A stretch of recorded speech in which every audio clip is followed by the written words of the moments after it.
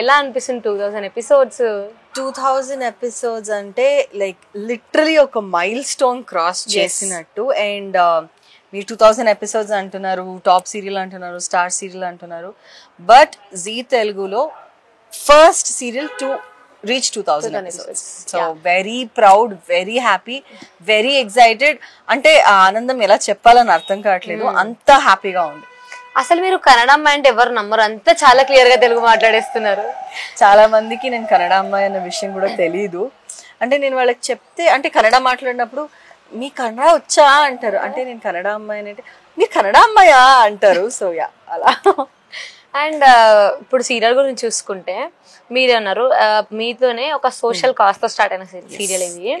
ఒక కొంచెం లావుగా ఉన్న ఇన్ఫీరియారిటీ కాంప్లెక్స్ ఏం లేకుండా సొసైటీని ఫేస్ చేస్తూ ఇల్లుని చూసుకుంటున్న అమ్మాయి గురించి అసలు యాక్చువల్లీ సీరియల్ ఎట్లాంటి ఫేస్ చేస్తుంది అని. అలా స్టార్ట్ అయిన ఈ సీరియల్ కొంచెం ఏమైనా డైవర్ట్ అవుతుంది అనిపించట్లేదు, అనిపించిందా మీకు ఎప్పుడైనా? డైవర్ట్ అవుతుంది అంటే the main reason is body shaming.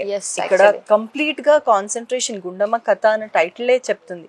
So it's completely about body shaming. So ఒక బాడీ షేమింగ్ ఒక అమ్మాయి లేదా ఒక అబ్బాయి, అమ్మాయి అని చెప్పట్లేదు, ఒక అమ్మాయి కానీ ఒక అబ్బాయి కానీ లావ్గా ఉంటే వాళ్ళు సొసైటీలో ఎంత ప్రాబ్లం ఫేస్ చేస్తారు. అంటే ప్రాబ్లమ్స్ అంటే మనకి ఫిజికల్ ప్రాబ్లం ఒక్కటే కన్సిడర్ కాదు, మెంటల్ గా చాలా మంది వెనక నుంచి చాలా మాట్లాడుకుంటారు.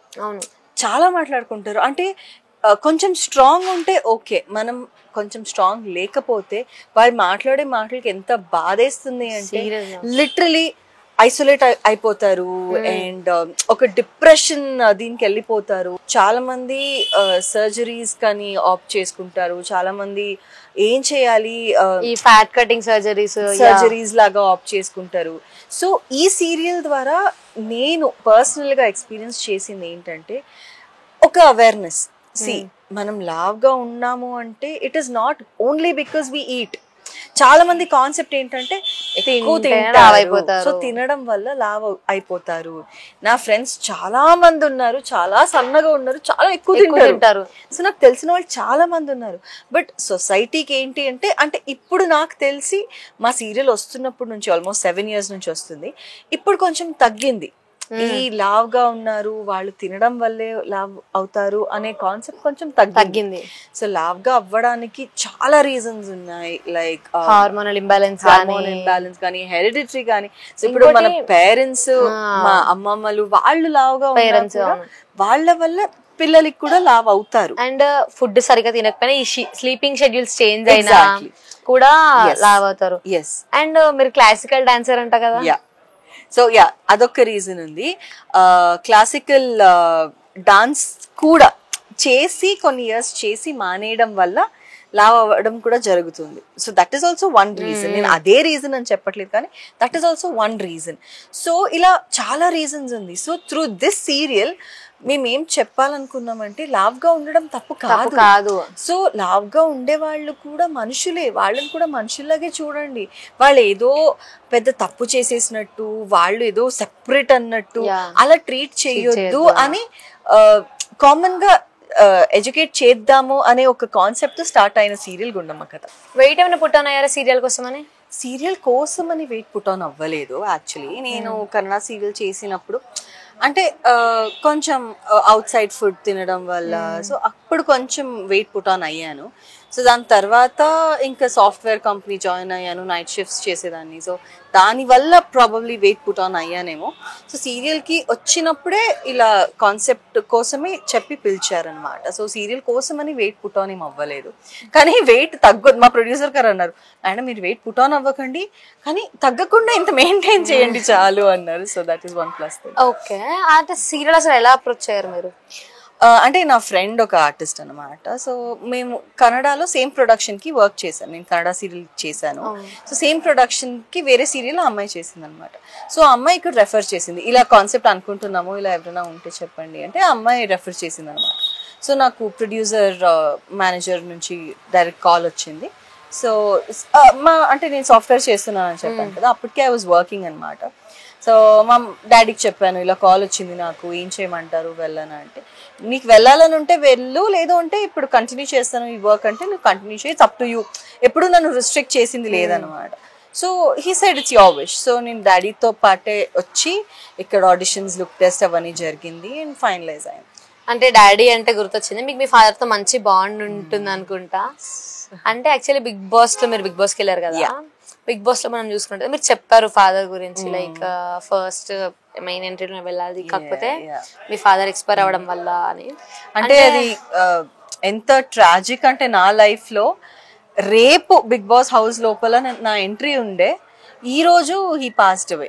So that's one worst day. అంటే నేను ఆ రోజు తలుచుకోవద్దు అనుకుంటున్నాను. అసలు అన్ఎక్స్పెక్టెడ్, లైక్ కొంతమంది హెల్త్ ఇష్యూస్ దాని వల్ల పోతారు, అవన్నీ ఏం లేదు. హీ వాజ్ ఆల్ ఫైన్, బాగానే మాట్లాడారు, నువ్వు వెళ్తున్నావు, నువ్వు బాగా ఆడు, నువ్వు ఇక్కడ గురించి ఆలోచించుకో, అసలు what ever it is I take care అన్నట్టు అంతా మాట్లాడారు.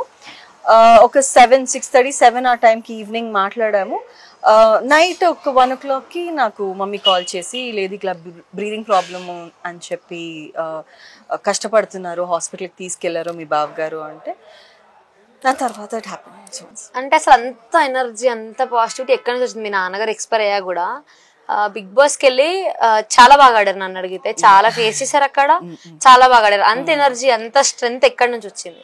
సో బేసికలీ నాకు తెలిసి 2 ప్యాకేజ్ అనిపిస్తుంది నాకు, నా ఎనర్జీ అండ్ మా డాడీ ఎనర్జీ. నేను యాక్చువల్లీ ఎప్పుడైతే మా ఫాదర్ ఎక్స్పైర్ అయ్యారో అప్పుడు బిగ్ బాస్కి వెళ్ళొద్దు, ఇంకా వద్దులే అని అనుకున్నాను. కానీ మా మమ్మీ ఒక మాట చెప్పింది, నేను బిగ్ బాస్కి వెళ్తున్నాను అన్నప్పుడు మా డాడీ చాలా హ్యాపీ ఫీల్ అయ్యారు. అవునా, సరే వెళ్ళిరా, నేను ఇక్కడ నుంచి చూస్తాను, నీ గేమ్ చూస్తాను అన్నట్టు మాట్లాడారు. సో నేను ఎప్పుడైతే వద్దు నేను వెళ్ళను, ఇంకా ఎప్పుడు డల్ అయిపోయానో అప్పటికి మా మమ్మీ చెప్పింది, లేదు మీ డాడీ లాస్ట్ విష్ లాంటిది ఇది. బికాస్ నేను బిగ్ బాస్కి వెళ్తున్నాననే ఒక ఎగ్జైట్మెంట్ ఉండినప్పుడే ఆయన చనిపోవడం జరిగింది. సో మీ డాడీ లాస్ట్ విష్ లాంటిది ఇది, వెళ్ళు, నువ్వు ఎలా ఆడినా పర్లేదు, వెళ్ళిరా, నిన్ను ఆ బిగ్ బాస్ హౌస్లో ఆయన చూడాలనుకున్నారు, నువ్వు వెళ్ళిరా అని చెప్పారు. సో మేబీ ఆయన ఎనర్జీ, ఆయన పాజిటివిటీ, ఆయన పవర్, స్ట్రెంగ్త్ కూడా నాకు ఇచ్చి పంపించినట్టు నాకు అనిపించింది. ఇప్పుడు బిగ్ బాస్కి వెళ్ళినందుకే మీకు ఈ దీనిలో సెకండ్ జనరేషన్ చేయలేకపోయారా? అలా ఏం లేదు. సో సెకండ్ జనరేషన్ ఇప్పుడు నా కూతురు క్యారెక్టర్ చేస్తున్న ఆమె వేరే అని దాని ఉద్దేశం వల్ల సెకండ్ జనరేషన్ చేయలేదు. బట్ సెకండ్ జనరేషన్ స్టార్ట్ అయ్యి చాలా రోజుల తర్వాతే బిగ్ బాస్ వచ్చింది. అంటే ఆ గ్యాప్ లో ఏం చేశారు? సమేదో వెబ్ సిరీస్ మిస్టర్ పెళ్ళాం అని అమర్ తో ఒక వెబ్ సిరీస్ చేశాను. సో వెబ్ సిరీస్ అంటే గుండమ్మ కథ అయిపోయిన ఒక 2 months కి నాకు వెబ్ సిరీస్ నుంచి కాల్ వచ్చింది. సో అది కంప్లీట్ అయిన ఒక 1-2 months కి నాకు బిగ్ బాస్ నుంచి కాల్ వచ్చింది. సో బిగ్ బాస్ అగ్రిమెంట్ ఉన్నప్పుడే నాకు చాలా సార్లు జీ నుంచి కాల్ వచ్చింది. అండ్ అది ఇంకా అయిపోయింది అన్నప్పుడు మళ్ళీ గుండమ్మ నుంచే కాల్ వచ్చింది, లైక్ థర్డ్ జనరేషన్ మీరే కావాలి యాక్ట్ చేయడానికి అని. ఆన్ కుకింగ్ వచ్చా మీకు? అస్సలు రాదు నాకు. లిటరలీ మా డాడీ చాలా మంచిగా కుక్ చేసేవారు. సో నేను బిగ్ బాస్కి వెళ్ళే ముందు కూడా చెప్పాను, అంటే నాకు సార్ నన్ను అడిగారు అనమాట, what is your favourite dish అని. అంటే అడగలేదు, హీ సర్ప్రైజ్డ్ మీ అనమాట. సో నా ఏవీలో నేను చెప్పాను మా డాడీ చేసే రసం రైస్ అండ్ పుదీనా చికెన్ నాకు చాలా ఇష్టం. సో నాకు ఆన్ స్టేజ్ పుదీనా చికెన్ తెప్పించి నన్ను సర్ప్రైజ్ చేశారనమాట. That is another best memory. కొంచెం లావుగా ఉన్న వాళ్ళకైతే ఒక ఇన్ఫెరిటీ కాంప్లెక్స్ ఉంటుంది లోపల, అరే వీళ్ళు ఏమనుకుంటున్నారు మన గురించి అన్నది. ఎప్పుడైనా అలా ఇన్సెక్యూర్ గా ఫీల్ అయ్యారా మీరు? యాక్చువల్లీ ఇన్సెక్యూర్ గా నేను ఫీల్ అవ్వలేదు, బట్ ఫీల్ అయిన చాలా మంది నాకు వచ్చి చెప్పారు. నేనేమంటానంటే ఇప్పుడు చాలా మంది పేరెంట్స్ అంటూ ఉంటారు, నలుగురు ఏమనుకుంటారు అని. ఎవరా నలుగురు? అసలు నేను ప్రాబ్లమ్ లో ఉన్నప్పుడు వచ్చి చూడని నలుగురు, మేము ఎలాంటి సిచ్యువేషన్ లో ఉన్నా వచ్చి చూడని నలుగురు, మన గురించి ఏమనుకుంటే మాకెందుకు? ఇప్పుడు నేనేంటి, నేను ఎలా ఉంటున్నా, నేను ఎలా కనిపిస్తున్నాను అనేది ఎవరికి ఇంపార్టెంట్? నాకు మా మమ్మీకి డాడీకి. మీ ఇద్దరికి నేను ఓకేనా, అంతే చాలు నాకు. ఎవరో ఏదో అనుకుంటారని I've never నేను ఎప్పుడూ ఫీల్ అవ్వలేదు. అయ్యోలా ఓకే అనిపించింది, ఓకే లావ్గా ఉన్నాను, కొంచెం వర్కౌట్ అది చేసి, అంటే not because I'm fat, not because I'm healthy, fitness okay, కొంచెం హెల్త్ కోసం కూడా ఆలోచించి అనుకున్నాను చాలా సార్లు. బట్ ఎవరో ఏదో వచ్చి నువ్వు లావుగా ఉన్నావు, నువ్వు ఇలా ఉన్నావు అని చెప్పడం వల్ల ఇన్సెక్యూరిటీస్ అయితే I have never gone in to that zone. And నేను చాలా మందికి అదే చెప్తాను, నెవర్ ఎవరో ఏదో చెప్పారని మీ పీస్ ఆఫ్ మైండ్ మీరు ఎందుకు స్పాయిల్ చేసుకుంటారు? Just love your self.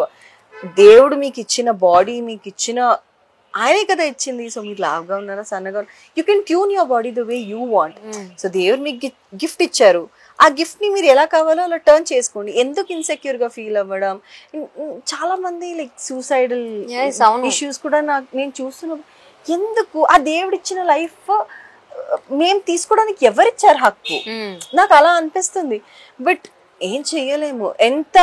ఎంత చెప్పాలనుకున్నా, ఎంత వాళ్ళకి ఏదైనా చెప్పినా ఎలా తీసుకుంటారు వాళ్ళు ఏమనుకుంటారు, మనం చెప్పినా కూడా వేస్టే కదా అనిపిస్తుంది చాలాసార్లు. But I really feel bad. అంటే లావ్గా ఉండేవాళ్ళు సర్జరీస్ కానీ వెళ్ళడం కానీ ఎందుకు? ఎవరో ఏదో అనుకుంటారని ఎందుకు? ఇప్పుడు నా హెల్త్ బాగుండాలి అని చెప్పి నేను వర్కౌట్ చేయడం అలాంటివి okay, that has a point. ఎవరో ఏదో చెప్పారని నాకు నేను ట్రబుల్ చేసుకోకూడదు కదా. Why put myself into trouble for somebody else? రేపన్న రోజు మనకి ఏదైనా జరిగితే వాళ్ళు వచ్చి చూడరుగా, మాట్లాడిన వాళ్ళు వచ్చి చూడరు. సఫర్ ఎవరు చేస్తారు? మాతో ఉండేవాళ్ళు, మా పేరెంట్స్ కానీ, సిబ్లింగ్స్ ఉంటే అండ్ మ్యారీడ్ ఉంటే లైఫ్ పార్ట్నర్, వాళ్ళు సఫర్ అవుతారు మాతో పాటు. మాట్లాడిన వాళ్ళైతే అవ్వరు కదా. So that is my point. So అందరూ ఇలా అర్థం చేసుకుంటే ఇట్స్ గోనా బి గుడ్ అనిపిస్తుంది నాకు. ఏంటి టాటూస్ ఏంటి? టాటూసా?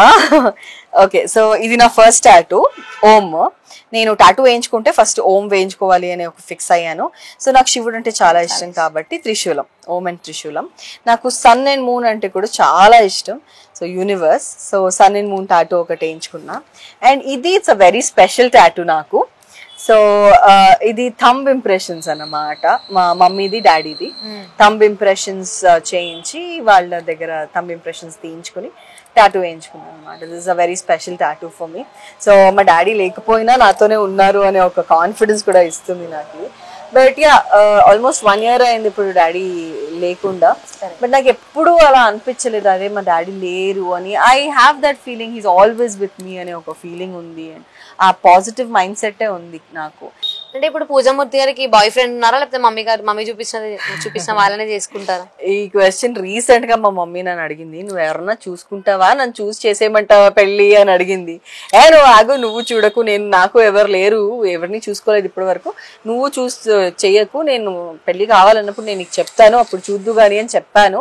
బట్ ఏంటో మా మమ్మీ సడన్ గా వెళ్ళి చూసేసి నువ్వు చేసేసుకో అంటదేమో తెలీదు. కానీ నాకు ఆప్షన్ ఇచ్చింది, నీకు కావాలంటే నువ్వు ఎవరైనా ఇష్టపడితే తీసుకొచ్చి చెప్పు, మేము మాట్లాడి పెళ్లి చేస్తాము అనే ఆప్షన్ అయితే ఇచ్చింది. ఎట్లా అనిపిస్తుంది? 2000 episodes is not a small thing. Yes, ఎలా ఉంది అసలు? హౌ యు ఆర్ యాక్చువల్లీ నేను సెకండ్ జనరేషన్ నుంచి ఉన్నాను. నేను మెయిన్ హీరోకి మదర్ గా యాక్ట్ చేస్తున్నాను అనమాట. మీకు తెలుసు ఆ సీరియల్స్ లో హీరో మదర్ అంటే ఏంటంటే కొంచెం ఇంపార్టెంట్ రోల్ ఉంటుంది. ఇక్కడ హీరోయిన్ ఎంత రోల్ ఉంటుందో హీరో మదర్ రోల్ కూడా అంతే ఉంటుంది ప్రతి సీరియల్లోనూ మీరు చూస్తుండొచ్చు. కానీ నేనైతే చాలా హ్యాపీగా ఫీల్ అవుతున్నాను. Thanks to Zee Telugu, Anu ma'am, and especially my Ramana sir and Kavya ma'am. Ramana sir గారు అంటే కావ్య మేడం, వీళ్ళిద్దరు ప్రొడ్యూసర్స్ అనమాట, వైఫ్ అండ్ హస్బెండ్. సో నేను నిజంగా వీళ్ళకి నేను చాలా థ్యాంక్స్ గా చెప్పాలనుకుంటున్నాను, చెప్తున్నాను కూడా. చాలా రుణపడి ఉన్నాను నాకు ఈ క్యారెక్టర్ డిజైన్ చేసినందుకు. అండ్ వన్ మోర్ థింగ్ ఏంటంటే సెకండ్ జనరేషన్ నుంచి థర్డ్ జనరేషన్ కూడా నేను వచ్చాను. చాలా మంది ఉండరు కదా, బట్ నేను ఉన్నాను అనమాట. అట్లా ఎలా అనిపిస్తుందండి ఇప్పుడు బేసిక్ గా మీరు ఈ సెట్స్ లో గానీ, వీళ్ళు పూజామూర్తి గారు, అనిత గారు, అశ్విని గారు, వీళ్ళతో ఎలా ఉంటది బాండ్ మీకు? చాలా చాలా బాగుందండి. యాక్చువల్లీ సెకండ్ జనరేషన్ బాగుందంటే అంతకంటే ఇంకా ఎక్కువ బాగుంది. మేమంతా ఒకటే, వీఆర్ ఆల్ వన్ అంటారు కదా, ఆల్ ఇన్ వన్ అన్నట్టుగా మేమంతా ఒకటే. అది గుండమ్మ ఫ్యామిలీ, అంతే, దట్స్ ఇట్. మేము అదొకటే చెప్పగలం. మేమంతా చాలా హ్యాపీగా ఉంటాం అనమాట సెట్స్ లో. అంటే బేసిక్ గా ఈ సీరియల్ అయితే ఒక సోషల్ మెసేజ్ స్టార్ట్ అయింది. అంటే ఒక కొంచెం లావుగా ఉన్న ఆమె అందరిని ఫేస్ చేస్తూ ఎలా తన పనులు చేసుకుంటూ ఎలా సొసైటీని ఫేస్ చేసి అన్నట్టుగా స్టార్ట్ అయింది. కొంచెం ఇప్పుడేమైనా మిస్లీడ్ అవుతుంది అనిపిస్తుందా? ఏం అవ్వలేదండి. ఫస్ట్ జనరేషన్ నుంచి సేమ్ అదే కంటిన్యూ అవుతుంది. మాకేంటంటే మా రమణ సార్ ఏంటంటే ప్రతి సీరియల్ తను ఏది చేసినా గానీ ఒక స్పెషల్ క్యారెక్టర్. మీరు చూసుకోండి సూర్యకాంతంలో ఎస్ఐ క్యారెక్టర్, తన బాబ్డ్ హెయిర్ అంతా మా సీరియల్స్ లో ఎలా ఉంటాయి అంటే లేడీస్ కి చాలా ప్రిఫరెన్స్ ఎక్కువ ఉంటుంది. అలాగని జెంట్స్ కి లేదని కాదు, లేడీ ఓరియంటెడ్ ఉంటాయి అనమాట. ఇప్పుడు మనకి సమాజంలో కూడా ఏదైనా చూస్తే లేడీస్ అన్నిట్లోనూ పైకి వస్తున్నారు. అలాగే లేడీ ఒక దానిలో ఏదైనా సరే సాధించగలదు అన్న దానికి నిరూపణ ఈ గుండమ్మ కథ అనమాట. మీరే చూసుకున్నా చూడండి, జగదాత్రి అది జీ తెలుగులో, మావన్నీ జీ తెలుగులోనంటే మేము జీ తెలుగుకి అలా అయిపోయాం అనమాట. మేము అంకితం అయిపోయాం. నేనైతే మరి ముఖ్యంగా అంకితం అయిపోయినట్టు అయిపోయింది. జీ తెలుగు మీ ఇంకో ఫ్యామిలీ, మీకు మా ఫ్యామిలీ. ఎస్, మాకు బయట ఫ్యామిలీ, మా ఫ్యామిలీ కంటే కూడా మెయిన్ ముఖ్యంగా జీ తెలుగు ఫ్యామిలీ అనుకుంటాం అనమాట. ఎందుకంటే మేము ఇందులోనే పెరిగాము, ఇందులోనే పుట్టి ఇందులో పెరిగి ఇందులోనే ఉంటాం అన్నట్లుగా మేము ఫీల్ అవుతున్నాం. జగదాత్రి చూసుకోండి, అది కూడా లేడీ ఓరియంటెడ్. సూర్యకాంతం, గుండమ్మ కథ, ఏదైనా సరే స్పెషల్ క్యారెక్టర్స్ ఉంటాయి ఇక్కడ, అది కూడా లేడీనే చేస్తారనమాట అట్లా. అండ్ అసలు ఇంకా ఇప్పుడు మీ కొడుకు క్యారెక్టర్ చేస్తారు వేణుగారు కదా, తనది ఎలా ఉంటది? తను మీ కొడుకు అన్న ఫీలింగ్ అసలు వస్తుందా మీకు? కంపల్సరీ వస్తుంది. మామూలుగా ఆన్ స్క్రీన్ అయితే కంపల్సరీ కొడుకు అంటే, ఆఫ్ స్క్రీన్ లో అయితే మేమంతా ఫ్రెండ్స్. అక్కడికి ఏజ్ లిమిట్ అదంతా ఏం లేదు, వీఆర్ ఆల్ ఫ్రెండ్స్. ఇంకంతే. చిన్న అమ్మాయి ఉంది కదా గుండమ్మ, ఇప్పుడున్న పూజ కాదు, పూజ చిన్న పాప, ఆ అమ్మాయికి చిన్న ఏజ్. ఇక పెద్ద ఏజ్ అంటే మా హస్బెండ్ క్యారెక్టర్. ఇందులో మధ్యలో ఉన్న ఏజ్లు అందరం కూడా ఒకటే ఏజ్ అని ఫీల్ అయిపోతాం. అందరం హ్యాపీగా ఉంటామండి. నిజంగా మేమంతా ఒకటే అండి, మాకు ఎలాంటివి రావు. ఒకవేళ చిన్న చిన్న అలా వస్తుంటాయి. ఫ్యామిలీలో ఒక 4-5 ఉంటేనే వాళ్ళకే పడదు, చెప్తున్నాను. మార్నింగ్ నుంచి ఈవినింగ్ వరకు ఉంటే ఏదో ఒకటి. కానీ మేము ఎక్కువ గంటలు మేము ఇక్కడే స్పెండ్ చేయాలి. మేము ఆర్టిస్టులు ఎక్కువ గంటలు ఇక్కడ స్పెండ్ చేసినప్పుడు ఏదో ఒక చిన్నవి వస్తాయి. వాటిని మనసులోకి తీసుకోకుండా వీఆర్ ఆల్ వన్, ఒక ఫ్యామిలీ అన్నప్పుడే ఒక సీరియల్ బాగా జరుగుతుంది. అలా జరిగినప్పుడు మా పెద్దవాళ్ళు ఎవరున్నారు అంటే ప్రొడ్యూసర్స్ కానీ, డైరెక్టర్స్ కానీ, మెయిన్ వీళ్ళందరూ హ్యాపీగా ఉంటారు. అవునా కదా? మేము మంచిగుంటే వాళ్ళు హ్యాపీగా ఉంటారు. వన్ మోర్ థింగ్, మన ఇంట్లో అమ్మా నాన్న ఎలా ఉంటారో మా దగ్గర మేమేమనుకుంటామంటే, అమ్మ ఈజ్ ఈక్వల్ టు మా డైరెక్టర్, నాన్న ఈజ్ ఈక్వల్ టు మా ప్రొడ్యూసర్. వీళ్ళిద్దరు కలిస్తేనే మాకు డబ్బులు. అంతే. అంటే మేము యాక్ట్ చేస్తాం, మేము బతుకుతాం, అంతే. వీఆర్ ఆల్ ప్రొఫెషనల్ ఆర్టిస్టులు అండి, అంతే. That's it. అండ్ ఇప్పుడు పూజామూర్తి గారిని చూసుకుంటే బేసిక్ ఎక్కడైనా సరే అత్త అంటే కోడల్ని రాచి రంపాన పెట్టడం అలా ఉంటది. ఇక్కడ ఎలా ఉంటది అంటారు? ఇక్కడ వచ్చేసి ఫస్ట్ జనరేషన్ లో అట్లాగే ఉంది. సెకండ్ జనరేషన్ లో నేను వచ్చిన తర్వాత కూడా కొంచెము అంటే హీరోయిన్ ని నేను అంత నాకు ఇష్టం లేకుండా పెళ్లి చేస్తాను. పూజా గారు ఉండరు కదా, లేరు, ఇంకొక అమ్మాయి అంటే, కానీ క్యారెక్టర్ అదే. కానీ ఆ క్యారెక్టర్ ఎలా డిజైన్ చేశారంటే, ఈ లావో అమ్మాయిని మాకు ఇష్టం లేకుండా పెళ్లి చేసుకున్నాము, ఈ అమ్మాయి ఏది చేసినా ఇలా అవుతుందని నేను కొంచెం అగైనెస్ట్ ఉన్నా, కొంచెం విలన్ లాగా అనిపించా. మధ్యలో నుంచి తగ్గించేశారు, నన్ను పాజిటివ్ చేశారు. నన్ను ఏంటంటే కొంచెం ఆడుకుంటూ ఉంటారు ఇక్కడ, అటు పాజిటివ్ చేస్తారు, అటు నెగిటివ్ చేస్తారు, పాజిటివ్ చేస్తారు, నెగిటివ్ అట్లా చేస్తుంటారు. పాజిటివ్ చేసి వైష్ణవి గారిని అండ్ వాళ్ళ డాటర్ ని నెగిటివ్ చేస్తారు. ఇప్పుడు మళ్ళీ కొంచెం పాజిటివ్ వచ్చాను లైట్ గా. అది కథ ప్రకారమేనండి, అంతే, ఇంకేం లేదు. దయచేసి తిట్టుకోకండి. Positive characters, sorry negative characters ని మేమంతా చాలా మంచి వాళ్ళం. పర్సనల్ గా మిమ్మల్ని చూసుకుంటే మీరు అసలు ఇంద్ర మూవీ దగ్గర ఇప్పుడు చాలా అసలు ఒకప్పుడు మీకు ఇప్పుడు మీకు ఇస్ టోటలీ డిఫరెంట్. అసలు అదొక ఏమంటారు, అదొక రంగుల ప్రపంచం, ఇది వేరే అసలు సిల్వర్ స్క్రీన్ కదా. ఎలా అనిపిస్తుంది?